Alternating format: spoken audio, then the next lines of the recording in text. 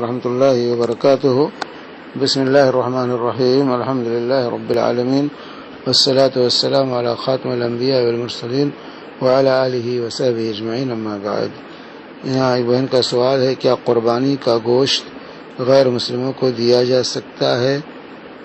تو اس میں عرض یہ ہے کہ دیا جا سکتا ہے، لیکن جو ہے مسلمان زیادہ مستحق، اس گوشت کے مسلمان زیادہ مستحق ہیں، اس لیے مسلمانوں کو ترجیح دینی چاہیے، مسلمانوں کو پہلے پہنچانا چاہیے۔ ہاں، پاس پڑوس میں اگر غیر مسلم آباد ہیں، رہتے ہیں، تو ان کو بھی دینا جائز، غیر مسلموں کو بھی دینا جو ہے، کافروں کو بھی گوشت دیا جا سکتا ہے قربانی کا، اس میں کوئی مذائقہ نہیں ہے، کوئی حرج نہیں ہے، لیکن یہ نہیں کہ غیر مسلموں کو کھلا دیں اور مسلمان محروم رہ جائیں، نہیں۔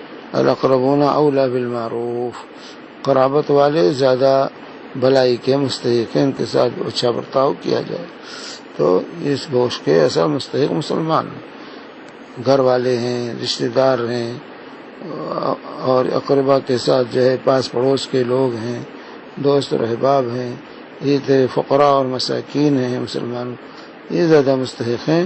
لیکن اگر غیر مسلم آباد ہیں، آپ کے ساتھ رہتے ہیں، اٹھنا بیٹھنا ہے، تو ان کو بھی اگر دیتی ہیں تو یہ دینا جائز ہے، اس میں کوئی حرج نہیں ہے۔ وصلی اللہ علی نبینا محمد وعلی آلہ وصحبہ وسلم۔